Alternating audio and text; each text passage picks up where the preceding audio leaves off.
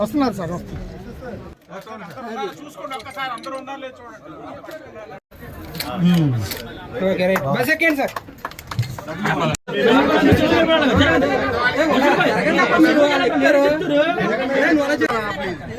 అవకాశం లేదు కాదు కొంచెం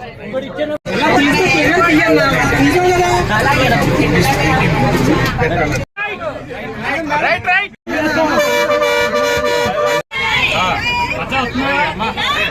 శుభ పలకరా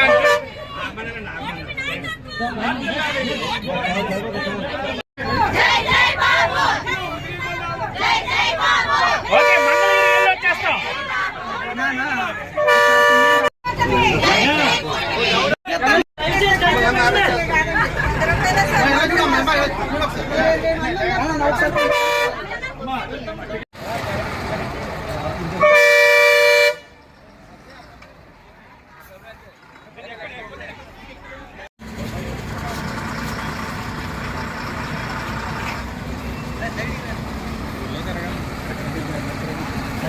అలా ఎలా ఆపాను అలా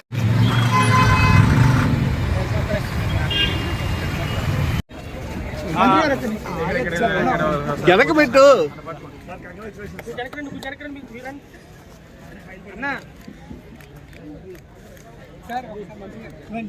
ఓటమి నాయకత్వం ఓటమి నాయకత్వం ఓటమి నాయకత్వం చంద్రబాబు గారి నాయకత్వం డిప్యూటీ సీఎం పవన్ కళ్యాణ్ గారి నాయకత్వం. మేడం వస్తున్నారు మేడం వస్తున్నారు.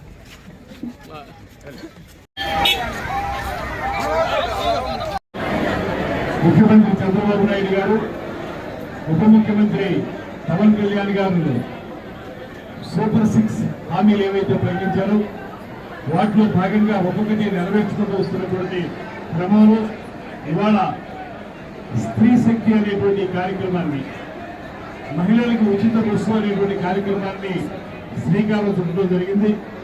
ఇప్పుడే గంట క్రితం ముఖ్యమంత్రి చంద్రబాబు నాయుడు గారు, ఉప ముఖ్యమంత్రి పవన్ కళ్యాణ్ గారు, human resources minister Shri Nara Lokesh గారు స్త్రీ శక్తి కార్యక్రమాన్ని ఉండవల్లిలో ప్రారంభించడం అనేటువంటి విషయం మనందరికీ తెలిసిందే. ముఖ్యంగా మహిళలు దూరాభారం వల్ల ప్రయాణాలు చేయలేటువంటి పరిస్థితుల్లో ఆర్థికంగా ఇబ్బంది నుండి వ్యాపార కార్యక్రమాలు కానివ్వండి, ఇంట్లో జరిగేటువంటి కార్యక్రమాలు కానివ్వండి, వీటికి హాజరు కాలేకపోతున్నటువంటి పరిస్థితిని చూసి ముఖ్యమంత్రి గారు ఉచిత బస్సు అనేటువంటి కార్యక్రమాన్ని ఏర్పాటు చేయడం జరిగింది. ఇందులో ప్రధానంగా కేవలం మహిళలు మాత్రమే కాకుండా ట్రాన్స్జెండర్స్ ను కూడా భాగస్వాములు చేయడం, ఇది ఒక విప్లవాత్మకమైనటువంటి ఆలోచన. మహిళలని ఇచ్చి ట్రాన్స్జెండర్స్ ని ఎవరు చూస్తారనేటువంటి మాట ఎంతో కాలంగా ఉంది. సమాజంలో సరైనటువంటి ఆదరణకి నోచుకున్నటువంటి ట్రాన్స్జెండర్స్ ఎవరైతే ఉన్నారో వారికి కూడా ఇందులో భాగస్వామ్యం కల్పించినాం. తద్వారా ప్రధానంగా పల్లెలకు కానీ, అల్ట్రా పల్లెలకు కానీ, ఇతరత్ర ఏవైతే ఎక్స్ప్రెస్లు కానీ ఉన్నాయో వాటన్నింటిలో కూడా రమారవి మన జిల్లాలో అయితే 186 బస్సులు రమారవి 56,000 కిలోమీటర్ల పైచీలకు తిరగడానికి అవకాశం కల్పించే విధంగా ఉచితంగా ఇవ్వడం జరుగుతూ ఉంది. ఇంకా సూపర్ లగ్జరీ నాన్ స్టాపుల్లో మాత్రం అవకాశం ఉండదు. అయితే పేద వర్గాల వారికి చాలా ప్రాంతాలకు వెళ్ళవలసి వస్తుంది కనుక వారికి ఉపయోగపడే అన్ని బస్సుల్లో కూడా వారికి అవకాశం దొరుకుతుంది. దాంతోపాటు ఎన్క్లేవ్ అనేటువంటి ఒక మాట చెప్తూ ఉన్నారు. ఎన్క్లేవ్ అంటే మనకి ఈ ప్రాంతంలో పెద్ద ఇబ్బంది ఉండదు, కానీ మీరు బోర్డర్ జిల్లాల్లోకి వెళ్ళేటప్పటికీ అక్కడ ఒక బోర్డర్ నుంచి మళ్ళీ తిరిగి మన ఆంధ్రప్రదేశ్లోకి రావడానికి ఇంకో రాష్ట్రంలోకి వెళ్ళి రావాల్సి ఉంటుంది. అలా వెళ్లే బస్సులో కూడా ఇక్కడ ఉచితమైనటువంటి అవకాశం ఉంది. అంటే ఇక్కడ మన ఆంధ్రప్రదేశ్లో ప్రారంభమయ్యే బస్సు వేరే రాష్ట్రానికి వెళ్లి తిరిగి మళ్ళీ మన ఆంధ్రప్రదేశ్లోకి వచ్చేటువంటి బస్సులు ఏవైతే ఉంటాయో వాటిని ఎన్క్లేవ్ అంటారు. ఆ ఎన్క్లేవ్ బస్సుల్లో కూడా అవకాశం కల్పించడం అనేది ఒక గొప్ప విషయంగా నేను భావిస్తూ ఉన్నాను. దానివల్ల ఇటుపక్క ఉత్తర ప్రాంతం కానీ, మనకి ఉత్తరాంధ్ర ప్రాంతం కానీ, ఇటు మనకి తమిళనాడు, కర్ణాటక ప్రాంతాలు బోర్డర్లో ఉండేటువంటి గ్రామస్తులందరికీ కూడా ఎంతగానో ఉపయోగపడుతుంది. ఇవాళ ఇవన్నీ బాగా ఆలోచించి మహిళలకు ఏదైతే మనం మాటిచ్చామో దాని ప్రకారం చేయాలనేటువంటి ఆలోచన. రాబోయే రోజుల్లో యువతులకు 1500 రూపాయలు ఇచ్చే కార్యక్రమాన్ని కూడా ప్రారంభించడానికి, నిరుద్యోగ భృతి ఇవ్వడానికి కూడా ఈ ప్రభుత్వం సంసిద్ధంగా ఉంది. ఇప్పటికే మీ అందరికీ తెలియదు కాదు, రాష్ట్రం ఆర్థిక పెనుభారం పడినప్పటికీ కూడా మనం తల్లికి వందనాన్ని ఎంత విప్లవాత్మకంగా ప్రారంభించుకున్నామో మీ అందరికీ తెలుసు. పెన్షన్ల విషయం కానివ్వండి, రైతుల బకాయిలు తీర్చే విషయం కానివ్వండి, ఏ రకంగా చూసుకున్నప్పటికీ కూడా ఈ ప్రభుత్వం పూర్తిగా ఇచ్చిన హామీల్ని అమలు చేసే దిశగా వెళుతున్నటువంటి సందర్భంలో ఇవాళ ఆ కార్యక్రమాల్లో స్త్రీ శక్తి అనేటువంటిది ఒక అద్భుతమైనటువంటి ప్రయోగం అనేటువంటి మాటని తెలియజేస్తూ దీన్ని మహిళలందరూ ఉపయోగించుకోవాలని చెప్పి కోరుతా ఉన్నాను. వారు 0 టికెట్ తోటి బస్సు ఎక్కచ్చు. వారికి ఎక్కడ ఎంత దూరం వెళ్ళినప్పటికీ కూడా ఏ రకమైనటువంటి ఆర్థిక భారం వారి మీద పడదు. ఎన్క్లేవ్ బస్సులో కూడా ఎక్కచ్చు. ఇవన్నీ జాగ్రత్తగా చూసుకుని తమ ప్రయాణాలని వారు ఏర్పరచుకోవాల్సిందిగా కోరుతూ ఇవాళ ప్రతిపక్షాలు రకరకాల మాటలు మాట్లాడుతూ ఉన్నాయి. నిజానికి ప్రతిపక్షం అనేది రాష్ట్రంలో లేనే లేదు.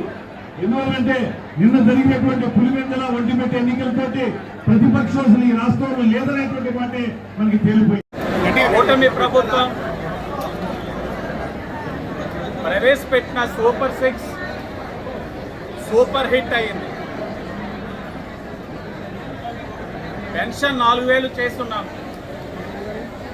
దివ్యాంగులకి 6000 చేస్తున్నాం, పూర్తిగా బెడ్రిడన్ అయిన వారికి 15000 చేస్తున్నాం. అలాగే తల్లికి వందనం కింద ఎంతమంది పిల్లలు ఉంటే అంతమందికి సుమారు 67,27,000 మంది పిల్లలకి, ఇంటిలో ఎంతమంది ఉంటే అంతమంది పిల్లలకి తల్లికి వందనం కూటమి ప్రభుత్వం ఇచ్చిందని ఈ రోజున గర్వంగా తెలియజేస్తా ఉన్నాం. అలాగే అన్నదాత సుఖీభవ కిందన మొదటి విడత కింద 7,000 ఇవ్వడం జరిగింది. దీపం పథకం కింద ఇప్పటికే 2 గ్యాస్ సిలిండర్లు ఇవ్వడం జరిగింది. ఈరోజు అధికారికంగా గౌరవ ముఖ్యమంత్రి చంద్రబాబు నాయుడు గారు, ఉప ముఖ్యమంత్రి పవన్ కళ్యాణ్ గారు, కూటమి ప్రజాప్రతినిధులు ఎక్కడికక్కడ స్త్రీ శక్తిని అధికారికంగా లాంచ్ చేయడం జరుగుతూ ఉంది. ఎక్కడికక్కడ మహిళలు పండగ వాతావరణం కనబడతా ఉంది. ఎన్నికల ముందు మేము హామీలు ఇచ్చినప్పుడు సూపర్ 6 వైఎస్ఆర్ కాంగ్రెస్ పార్టీ వాళ్ళు కానీ చాలామంది ఇది అమలు చేయలేరు, అమలు చేసే అవకాశాలు లేవన్నారు. కానీ మొదటి సంవత్సరంలోనే సూపర్ 6లో ఉన్న 90% హామీల్ని అమలు చేసిన ఘనత ఈరోజు కూటమి ప్రభుత్వాన్ని. ఈరోజు స్త్రీ శక్తి కింద మహిళలు, బాలికలు ఉచిత ప్రయాణాన్ని బస్సులో ప్రారంభించుకోబోతా ఉన్నాం.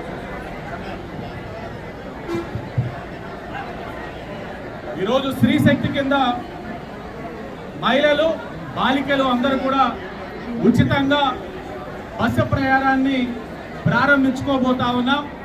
అధికారికంగా జిల్లా మంత్రులు దుర్గేష్ గారు, కలెక్టర్ గారు, తోటి శాసనసభ్యులు, శాసన మండలి సభ్యులు, కార్పొరేషన్ చైర్మన్లు, మాజీ ప్రజాప్రతినిధులు, కూటమి నాయకులు అందరి సమక్షంలో ఈ కార్యక్రమాన్ని లాంఛనంగా ప్రారంభించుకోబోతా ఉన్నాం. కేవలం మహిళా సాధికారత, మహిళలకు ఊరట కలిగించాలి. వాళ్ళకి ఏదైతే ప్రయాణంలోని ఏ విధమైన ఇబ్బందులు కలగకుండా, ఆర్థికంగా ఏ విధమైన ఇబ్బంది అనేది ఉండకుండా ఈ స్త్రీ శక్తి అనే కార్యక్రమాన్ని శ్రీకారం ప్రభుత్వం తీసుకుంది. ఆర్థిక పరమైన భారాలు ఉన్నా ఎక్కడ కూడా వెనకడుగు వేయట్లేదు. ఒక తల్లికి వందనంలోనే 10,000 కోట్లు ఈ కూటమి ప్రభుత్వం ఖర్చు పెట్టిందన్న విషయం ప్రజలు గమనించాలి. ఒక పక్కన ఇచ్చిన హామీలే కాకుండా ఇవ్వని హామీలు కూడా అమలు చేసుకుంటూ కూటమి ప్రభుత్వం ముందుకెళ్తా ఉంది. మొన్ననే D2D సుపరిపాలన తొలి అడుగు ఇంటింటికి వెళ్ళి ఎక్కడికక్కడ ప్రజల యొక్క స్పందన తెలుసుకున్నాం. 90% మంది ప్రజలు చాలా ఆనందం వ్యక్తం చేస్తా ఉన్నారు. కూటమి ప్రభుత్వం పరిపాలన బాగుంది, ప్రజాప్రతినిధుల పరిపాలన బాగుంది, ప్రజలకి అవసరం ఏదైతే ఉందో అవన్నీ కూడా చేస్తున్నారు. ఇచ్చిన హామీలే కాదు, ఇవ్వని హామీలు కూడా కూటమి ప్రభుత్వం నెరవేరుస్తుందని ప్రజలందరూ కూడా మా దగ్గర తెలియజేస్తా ఉన్నారు. ఇది ప్రజా ప్రభుత్వం, ఇది మంచి ప్రభుత్వం.